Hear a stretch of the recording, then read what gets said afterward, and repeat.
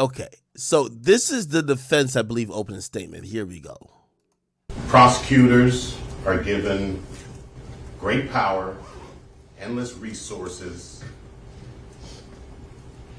to perform their mission of pursuing justice. But that's not what occurred here.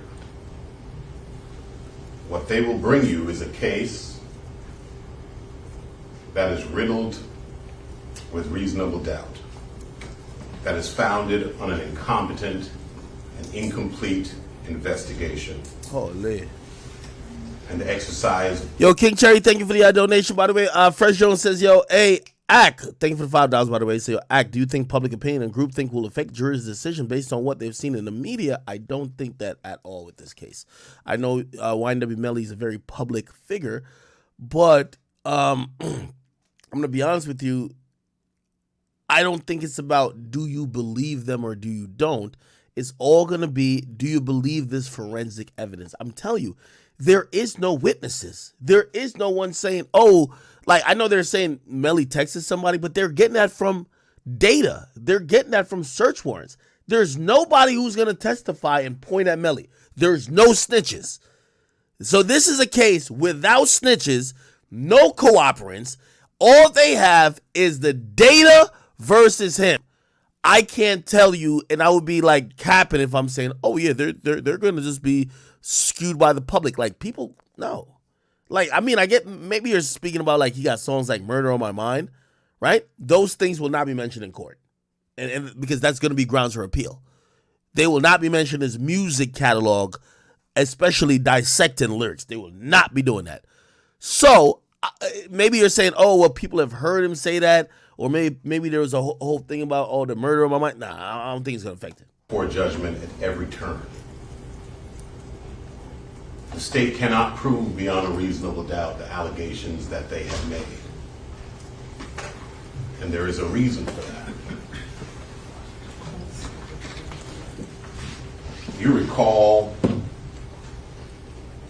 Ms. Bradley, some of you may recall, during jury selection, going to great lengths to let you know that she does not have to prove motive.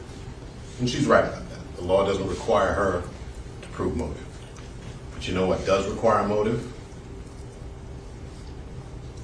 A young man to wake up one day and decide that he's going to kill two of his best friends. Best friends that he grew up with, best friends that he hangs out with, best friends who he lives with, best friends whose careers he was trying to launch alongside his own. They have no reason for why he would do this, because there is no reason. And if there's no reason, it doesn't make sense. And if after 4 years of investigation, the state comes and says, hey, he killed two of his friends, his best friends, and you're wondering why, and their answer is, oh, I don't know. That's the first indication that they're just guessing and don't know what they're talking. And that, ladies and gentlemen, by itself is reasonable doubt. Okay. Why he would commit such a heinous crime against his own two best friends for no reason.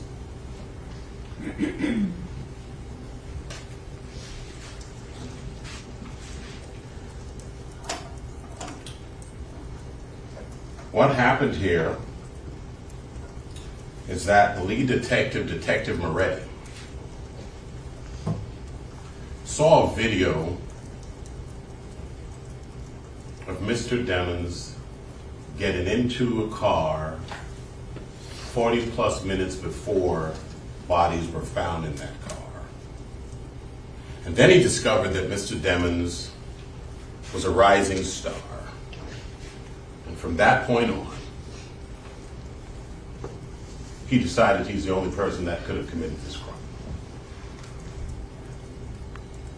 Because if you're involved in prosecuting a star, you become. If you hear me chuckling, it's because I'm in the Rumble chat room going crazy with these fools. He zeroed in on this person this young man as the only possible perpetrator of that crime to the exclusion of all other leads and evidence. There's a difference between cases that are investigated and cases that are fabricated. When a case is investigated, the state uses all its resources, its investigators, its experts, and all its energy to identify leads and run them to ground. When a case is fabricated, first a target is chosen, and then the state uses all its resources, its investigators, its experts, and its energy to run that target into the ground. That's what occurred here, and there's a reason why I say that. There are a number of leads that you will discover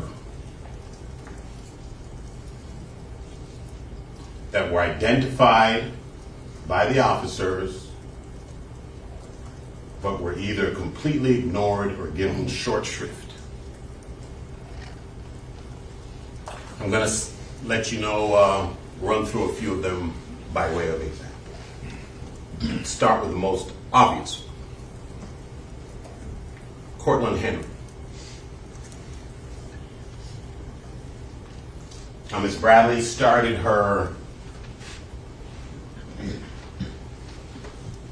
opening statement by describing some of the lies that he told, as though to impute them to Mr. Demons. Those were not Mr. Demons' lies, those were his lies. Cortland Henry shows up at Memorial Hospital, Miramar. You don't see him sitting there, but where you will see him sitting is in the driver's seat of a car with two dead bodies, a car riddled with bullets. And when he shows up with a change of clothing, change of shirt, gunpowder residue on his hands, evidencing that he had discharged a firearm. And he lies. He lies about where the incident occurred. He lies about how it occurred. And he lies about not having a phone. Hey, chat. This is again, this is Tory Lane's level of defense right here. By the way, I think, I'm only 6 minutes through this. There's another, what is that left? 16 minutes. By the way, after this, we're going to live today to see if there's anything interesting. This is a horrible job already. 6 minutes in is horrible. Let me tell you this. If I'm YNW Melly's defense attorney, the first thing I'm saying, this is a fucking witch hunt because you have a rapper who has music and music saying he has split personalities, murder on his mind, because of the content of what he raps about, which is all entertainment. They believe that my client is not a victim, but he's actually the killer. You can't abandon the story that y'all first gave. It was a drive-by. Your client's a victim. Why are we not? That's the first thing I'm telling the jury. Hey, my client's a victim. This is the facetious and malicious prosecutorial group from Broward County who is now making my client the killer. All this other shit he's saying don't matter. Also, here's what he's doing that I compared to Tory Lanez. You do know that the Portland nigga, the driver, is on Melly's side. Like, just between me, he's on his side, right? Because if he's not on his side and he didn't do the killing and he's charged with accessory for the killing, he could just get his charges dropped by talking, by cooperating, by snitching, right? You know that he could just talk. He hasn't talked yet, which, by the way, I'm pretty sure Portland knows that they're gonna kind of, it's like Rondo and C-Day be like, why y'all looking C-Day as the murderer? Why y'all think it's me, right? So they're putting in the air to say they clearly didn't do it. The cops didn't do a good enough investigative job because look at the driver. The driver don't look like the cleanest person. Why y'all blaming it on why y'all blaming it on Melly? Tory Lanez did that too. In a roundabout way. Now, we didn't know if Tory and Kelsey were cool. But Tory Lanez, Kelsey testified basically saying, I ain't see Tory do shit. Tory's entire defense was, I think Kelsey did that shit.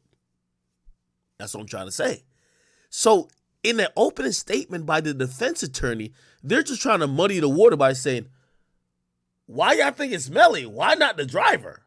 Now, I'm going to tell you why this is a fatal mistake. I'm going to tell you why it's a fatal mistake. When they say, oh, you know, he has gun residue on his hand, which means he probably discharged a gun.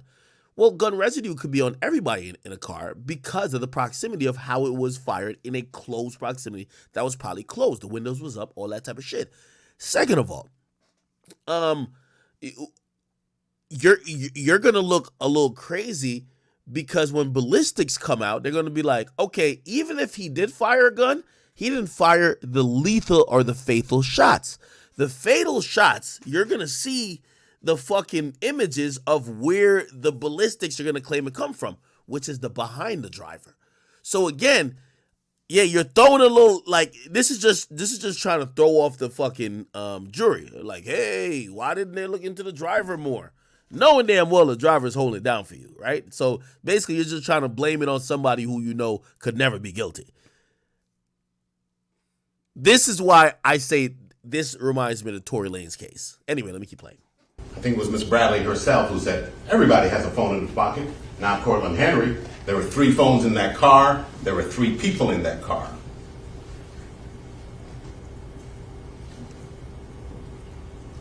So they take him at his word, despite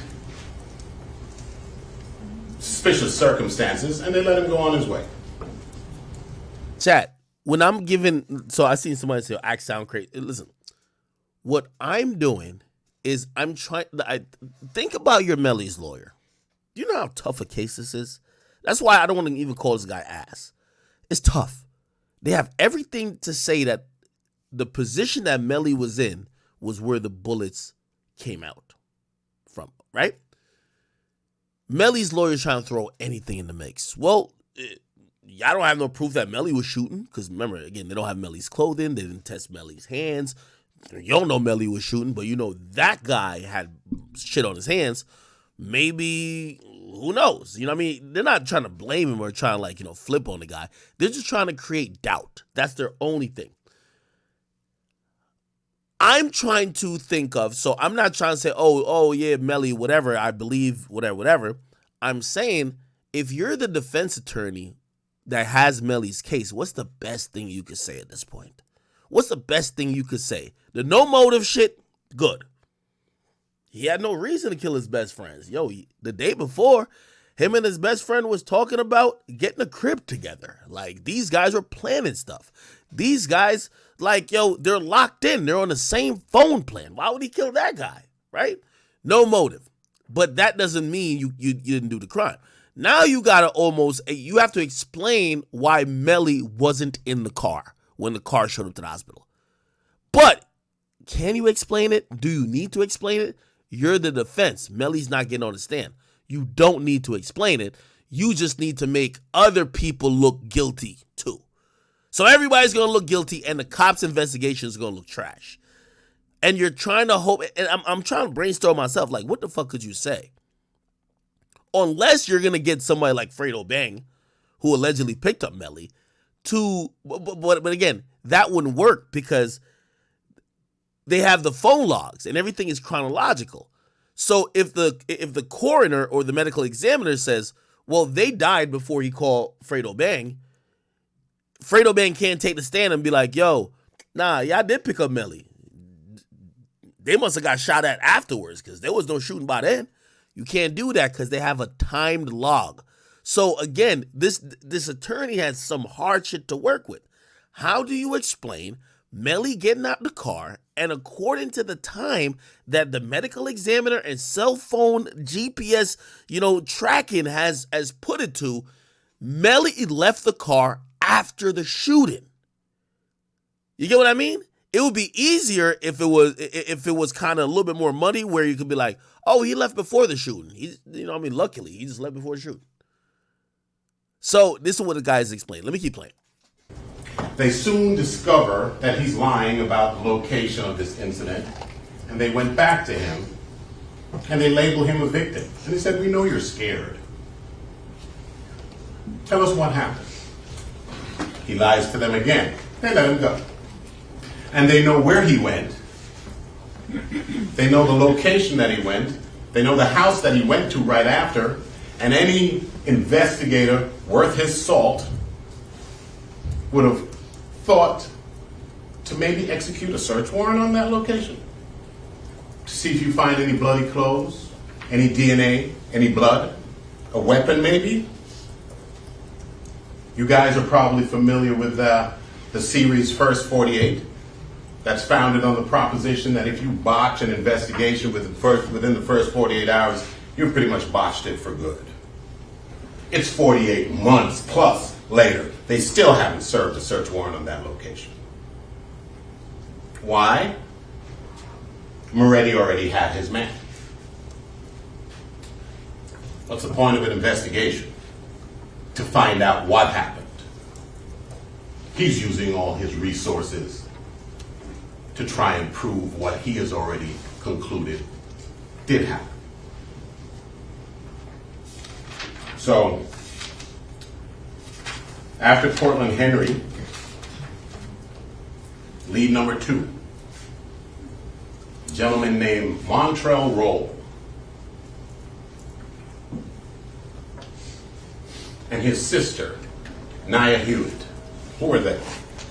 Well, another police department came into possession of jail calls between those two that occurred within 3 days after the murders, and discussed what they describe as intimate details of the murders. Intimate details means details that are not in the public domain. So 3 days after, these two people are discussing the details of a murder.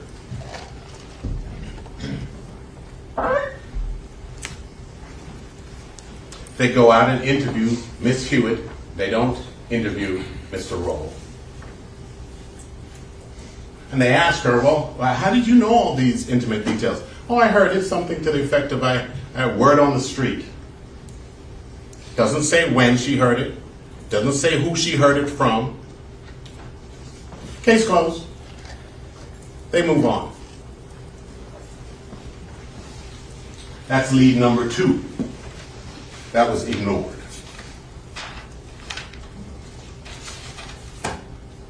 Then there's Robert Coburn. Who is he? He is a gentleman that owns a social media account by the name of Backwards.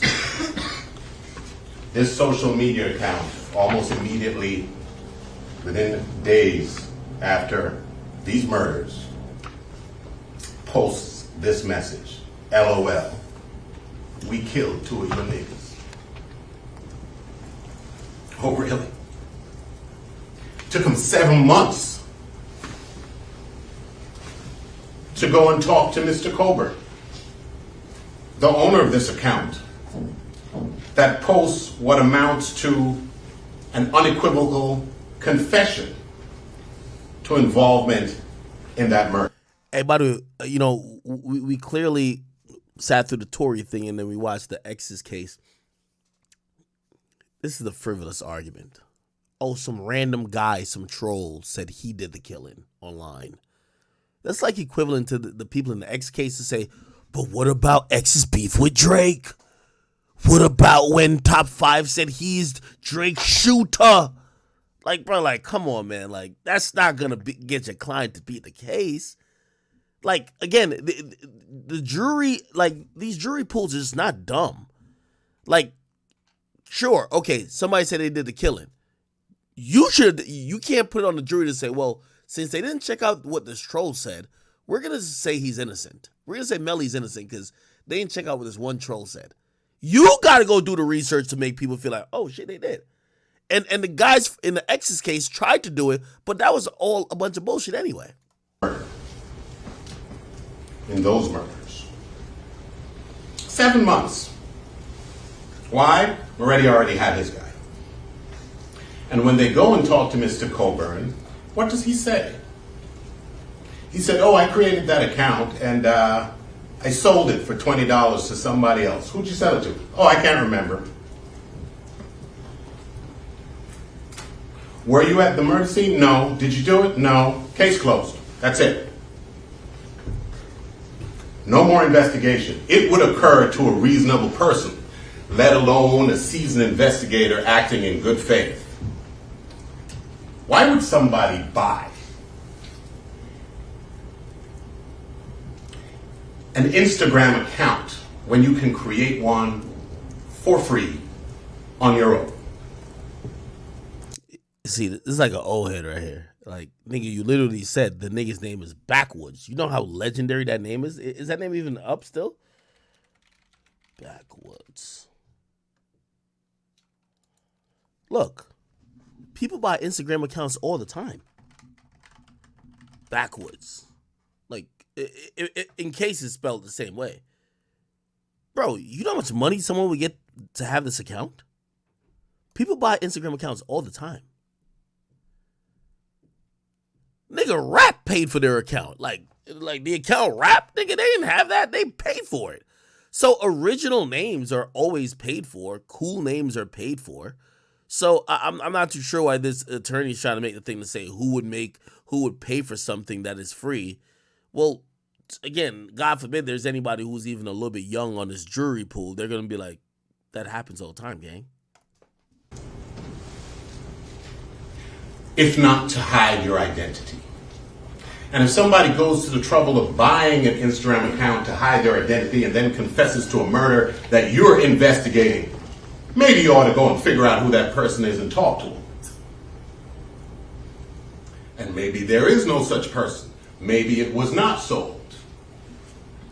Why would somebody create an Instagram account and sell it for $20?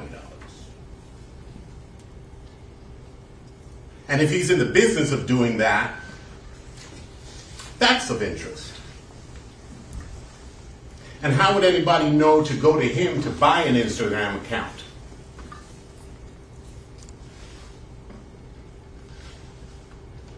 These are all unanswered questions. No investigation. Case closed. Let's move on.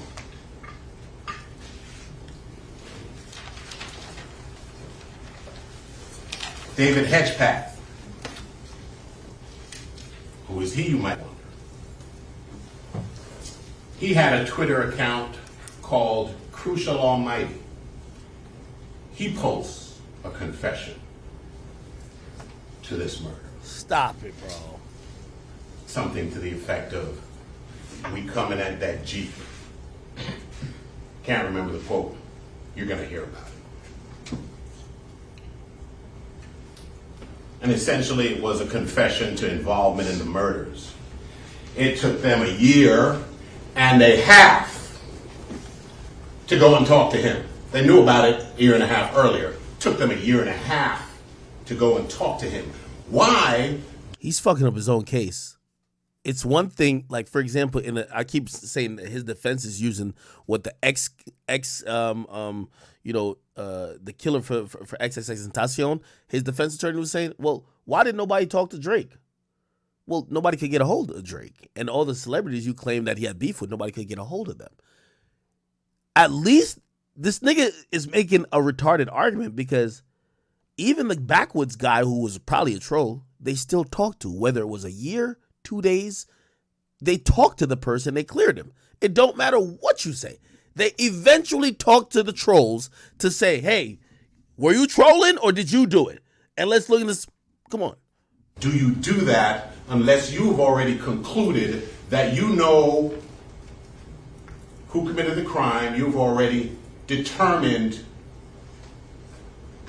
who your defendant will be?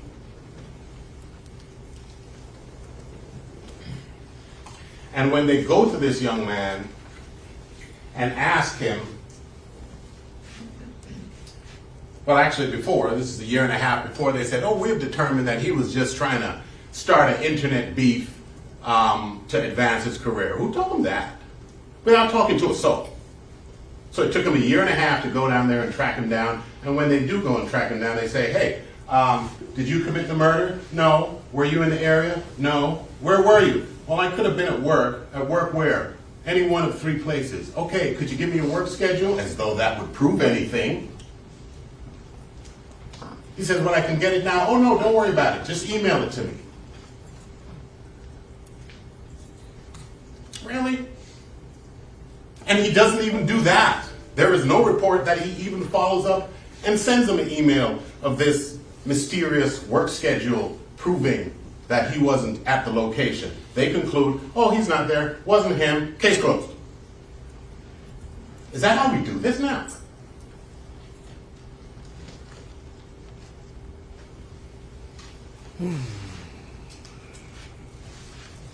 That's not all. There are several other people who are potential suspects who were not tracked down. You are going to hear about them during the course of this trial. But beyond that,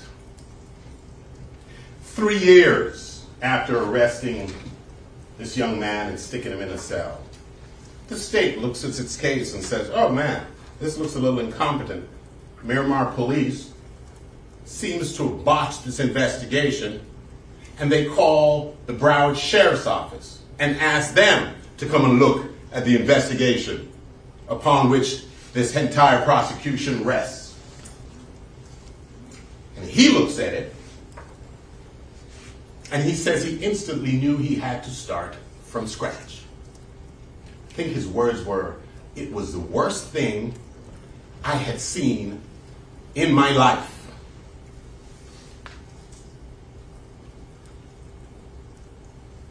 This is the Broward Sheriff's Office evaluating the work product of the Miramar Police Department. And we have problems with the Broward Sheriff's Office redo as well, but you're going to hear about that during the course of this trial. Ladies and gentlemen, the murder of anybody and the murder of these 2 young men was a tragedy. You're not here to solve a crime. That's their job, and they have botched it.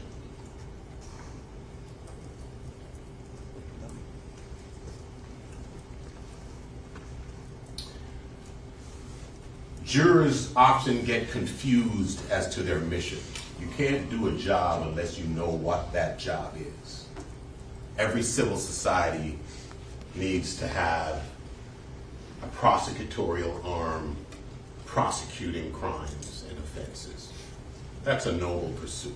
There's nothing wrong with that. And every country does it. In some countries, the prosecutor decides who the person is, they send a cop to go arrest him, they throw him in jail, that's the end of it. We don't do that in this country. What we do is we ask, are you sure about what you're talking about? That's the purpose of this proceeding. You're not here to judge Mr. Demons. You're here to judge the sufficiency of the state's case. That is your assignment. You're not here for a show to see who you like more.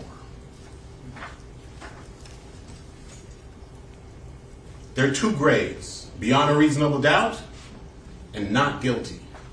A+, everything else is an F. There's no A's, there's no A minuses.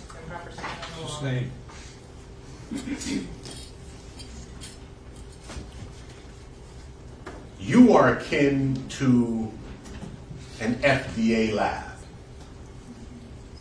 Imagine a company saying, we're going to put on the market fat-free milk.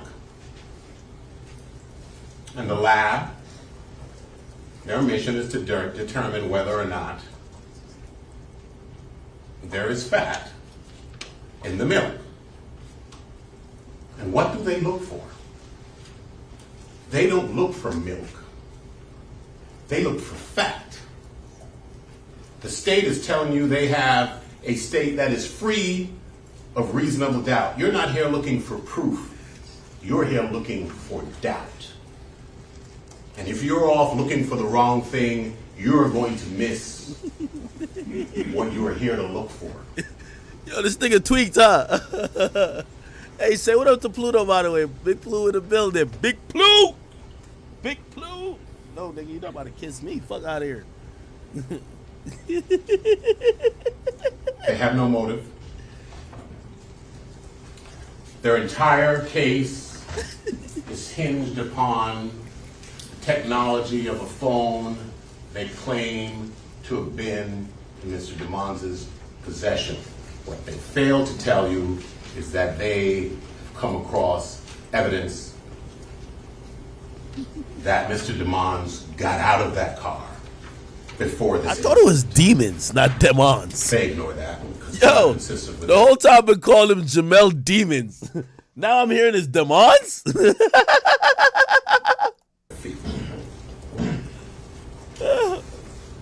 What they fail to tell you is that phone comes back to the name of somebody other than Jamal DeMond. What they forgot to tell you is that their own witness will tell you that yes, that phone and Mr. Williams' phone and a number of other phones were all on the same account, and all of the people in the house used to use them interchangeably.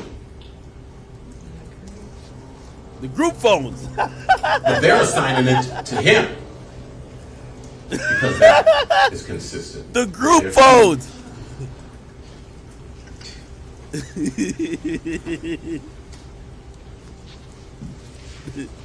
They don't follow leads. Chill, Pluto. They have no motive. Investigation was botched. Investigation, as a matter of fact, is still going on. I'm gonna lie to you. Up to a couple. Yo, this woman's face right here is like, yo, bro, you gotta stop the capture. Look at this woman's face. Like, really, nigga? Really, nigga? The job of the state is to prove it beyond and to the exclusion of every reasonable doubt. And if you're a reasonable person and you have doubt, that's reasonable doubt. There's a song called Things That Make You Go, hmm. If you say, hmm, that's reasonable doubt.